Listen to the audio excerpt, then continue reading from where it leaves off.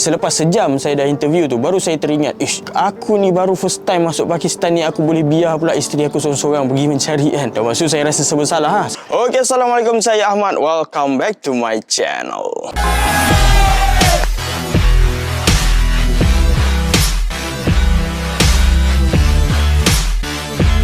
Okey, hari ini saya nak sambung kisah daripada buku Usaha Basikal, buku yang mengisahkan tentang pengembaraan saya bersama dengan isteri mengembara ke 14 buah negara bermula daripada Malaysia, Thailand, Myanmar, India, Nepal, Pakistan, China, Kyrgyzstan, Kazakhstan, Uzbekistan, Afghanistan, Iran, UAE dan Arab Saudi selama 15 bulan, dan kami hanya bermula dengan RM1,900 sahaja. Okey, tanpa kita lengahkan masa lagi, jom kita sambung cerita.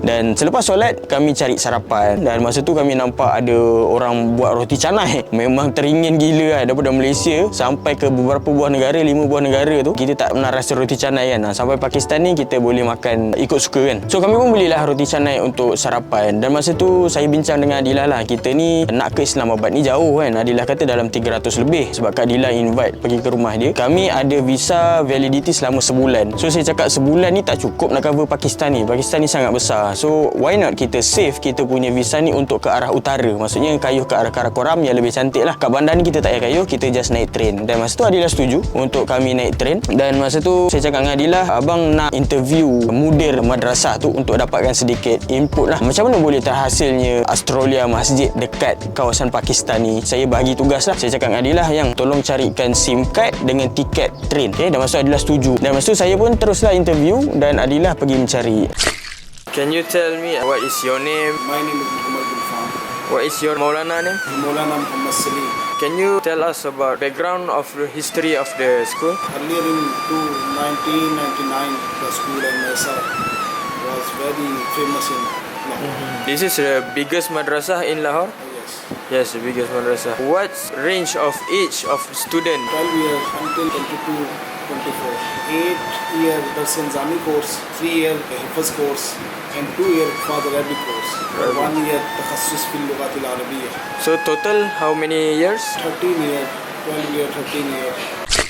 Dan selepas sejam saya dah interview tu, baru saya teringat, aku ni baru first time masuk Pakistan ni, aku boleh biar pula isteri aku seorang-seorang pergi mencari kan. Dan maksud saya rasa bersalah. Saya habis interview tu, saya terus keluar, saya terus cari Adilah dekat bandar Lahore tu kan. Pusing, tak jumpa Adilah kat mana. Masa saya cari tu, saya tak boleh nak cari dia sebab telefon SIM card tak ada lagi kan. So tak boleh nak call lah. Lepas setengah jam saya cari tak jumpa, saya pun baliklah ke masjid tu sebab kami plan untuk nak berjumpa balik kat masjid kan. Dan dalam beberapa minit selepas tu, Adilah pun balik. Alhamdulillah, syukur, selamat dia. Masa tu Adilah dia berjaya beli SIM card dengan dia berjaya beli tiket. Tapi dia kata tiket hari ni untuk yang bawa barang, untuk bawa basikal dah habis. Yang ada pun esok je. Dan masa tu saya cakap, okey lah, tak apalah esok. Tapi malam ni kita nak tidur mana? Dan akhirnya kami decide malam tu kami tidur balik dekat bangku tu. So malam kedua pun kami tidur dekat park, dekat atas bangku. Dan macam biasalah, saya akan berjaga dulu, tengok keadaan sekeliling, dan pukul 2-3 pagi barulah saya tidur.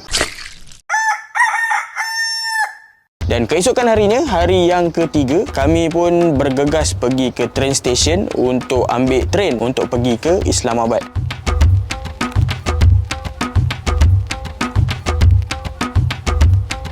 Dan bila kami masuk ke dalam train tu, bawa masuk basikal semua, kami berkenalan dengan orang tempatan, dengan budak-budak. Budak-budak di situ dia tak takut orang lah. Dan kita pun cakap macam ayang dengan itik kan. Budak tu pun tak faham apa yang kita cakap. Kita cakap, budak tu pun tak faham. Tapi body language kita saling memahami lah. Dan bila kita tangkap gambar sesama, pandai dia orang ni senyum. Cantik-cantik lah budak-budak dekat Pakistan kan. Dan bila sampai je dekat Islamabad, masa tu Kak Adilah dia dah tunggu bersama dengan driver dia, Uncle Syakur. Masa tu bila sampai, dia bawa kereta tak besar sangat. So tak muat lah untuk 2 basikal nak masuk ke dalam kereta dia. Dan masa tu saya cakap, tak apalah, tak jauh sangat kan daripada train ni kan sampai ke rumah dia. Dia kata around dalam 10 km juga nak sampai ke rumah dia. Masa tu saya cakap, okey lah macam ni, back kita akan masuk kat dalam kereta dan kami kayuh sampai ke rumah dia. Tapi pada waktu tu dah maghrib. So kami sampai ke rumah Kak Adilah masa tu dah isyak, masa tu dah lewat malam. Dan bila sampai kat rumah dia memang besar lah. Rumah dia 4 tingkat. Kak Adilah ni sebenarnya dia ada 3 orang anak angkat lah. Comel-comel budak-budaknya. Seronok lah bila dapat jumpa orang Melayu dekat Pakistan ni. Kak Adilah ni punyalah baik dia kan. Semua makanan semua dia dengan pembantu rumah dia masak. Kadang-kadang kami pun bantulah memasak kan. Saya cakap mungkin kami berada dekat Islamabad ni lama sebab kami nak selesaikan 2 visa. Yang pertama adalah visa China, sebab lepas Pakistan kami nak masuk China, dengan Kyrgyzstan kalau sempat kita buat visa Kyrgyzstan. Mungkin seminggu untuk nak siapkan 2 visa ni, dan Kak Dila setuju, dia kata tak ada masalah pun untuk nak duduk lama dekat sini kan. Sebelum kami masuk ke Pakistan ni, kami ada kontak dengan Sheikh Nauzar, iaitu wakil kedutaan dekat Pakistan ni. Dan masa tu dia kata dia tak ada dekat office, dia suruh berjumpa dengan Tuan Iskandar lah yang akan handle kami. Dan masa tu kami kontak Tuan Iskandar, dia kata boleh je kalau nak tidur kat kawasan kedutaan tu. Tapi kami kata tak apalah sebab Kak Dila dia dah invite kami dulu, so kami tidur kat rumah Kak Dila lah. Dan dia kata nak sampai nanti beritahu sebab Datuk High Commission ajak kami untuk makan dekat rumah Malaysia. Dan masa tu kami pun pergilah berjumpa dengan Datuk Dr. Hasrul Sani. Dia adalah sebagai duta Malaysia di Pakistan. Kami pun bersembang lah dengan Datuk Hasrul ni. Dan rupa-rupanya Datuk Hasrul ni dia ada satu kisah tragedi yang sangat sadis lah. Dia pernah mengalami satu tragedi helikopter terhempas. Isteri dia meninggal dan Datuk Hasrul ni dia hanya cedera ringan je lah. Dan bila isteri dia meninggal, masa tu dia cerita nak menjadi duta ni dia kena ada isteri tau. So ini adalah isteri dia yang kedua lah yang menjamu kami pada waktu tu. Dan masa tu kami mengambil peluang pada Datuk untuk memberikan ucapan sedikit kata-kata semangat untuk kami yang nak teruskan kayuhan sampai ke Mekah ni. Terlebih dahulu saya ingin mengucapkan selamat datang ke Islamabad kepada pasukan Gembara Memburu Hikmah ni yang telah mengembara dari Malaysia dan destinasi akhirnya di Mekah. Saya bagi pihak semua kaki tangan Suruhanjaya Tinggi Malaysia di Islamabad ingin mengucapkan selamat berangkat ke Tanah Suci dan semoga dapat mengerja haji yang mabrur. Jadi saya percaya di dalam pengembaraan yang dilakukan ini telah tentu banyak pengalaman-pengalaman yang akan ditimba, dan saya harap gunalah pengalaman-pengalaman ini untuk memperbaiki kehidupan sendiri dan juga meluaskan pengalaman saudara dan saudari yang sebagai suami isteri. Kami doakan yang terbaik untuk anda berdua. Sekian. Terima kasih. Terima kasih banyak tu. Kak Dila ni waktu weekend dia suka hiking tau. Dia ada satu bukit nama dia Margalah Hill berdekatan dengan rumah dia. Dan masa tu Kak Dila ajak lah, nak tak pergi hiking? Saya cakap okey, tak ada masalah, jom pergi hiking. Sebab saya hikers kan. Dan Adilah pun dah pernah panjat gunung. Dan malam sebelum nak panjat tu, Adilah dah buat kek batik. Dia rindu nak makan kek batik. Ada biskut Mary lebih. So dia buat kek batik untuk kita sarapan kat atas lah. Dan pagi tu kami masak bihun. Kami pun mula hiking Margalah Hill tu.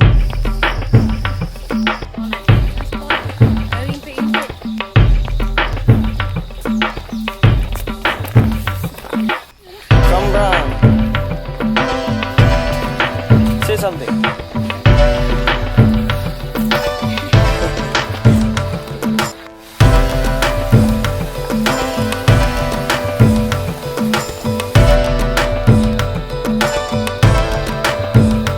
Hari ni aktiviti kita trekking ke Margalah Hill.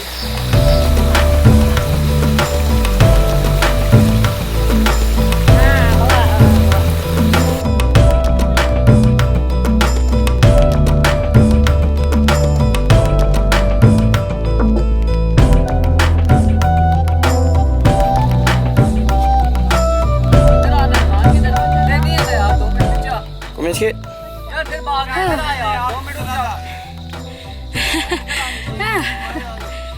Ni guna Margalah tau, kat Pakistan.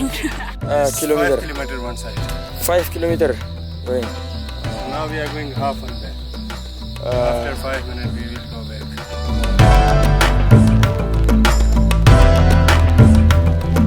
Margalah Hill. Terbaik sarapan bihun dengan kek batik. Sedap. So bila kami dah hiking tu memang seronok lah. Dia punya view top dia tu memang sangat cantik lah. Itu pertama lah yang Kak Dila bawa. Apa lagi yang kami buat kat Islamabad ni? Kami pusing-pusing juga Islamabad ni. Tempat yang menarik dekat Islamabad ni adalah Masjid Faisal Mosque. Sangat besar dan dia punya arkitektur dia pun sangat unik.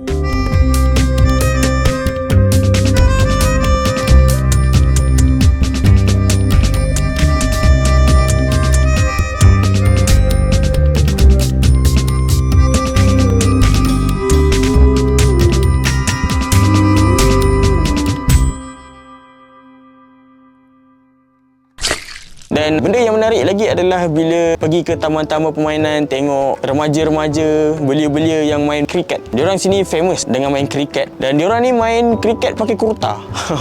Dia berbeza lah dengan kita ni, kalau nak main kita pakai sport attire kan. Tapi diorang ni pakai kurta je.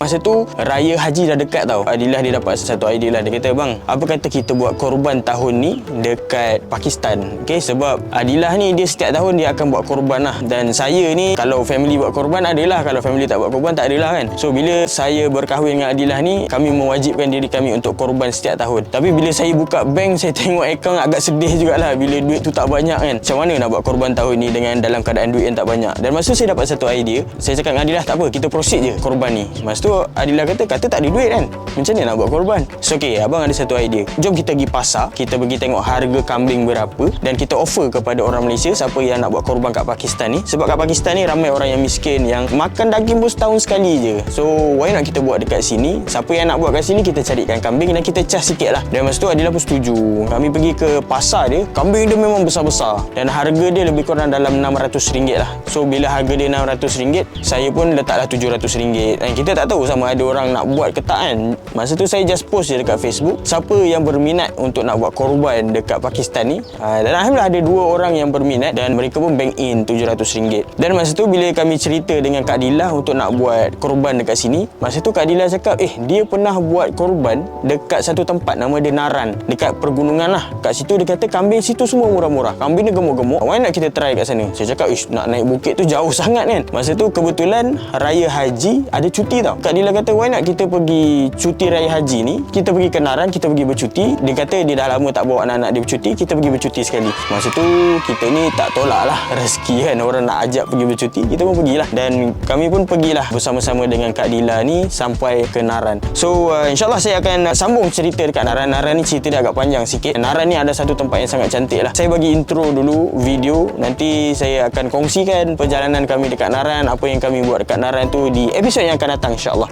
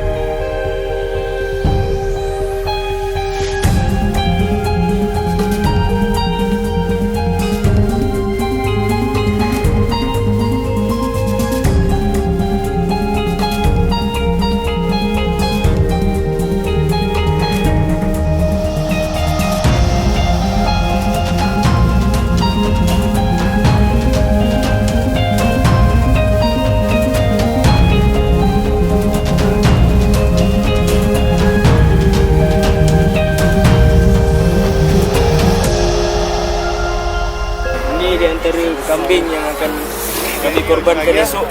Semoga setiap amalan kita diridai Allah dan ridha. Siap. Okey, so sehingga di sini saja untuk episod kali ini. InsyaAllah saya akan kongsikan kisah di Naran pada episod yang akan datang. Tapi sebelum tu, sedikit hikmah daripada saya. Ibadah korban sangat disukai oleh Allah SWT.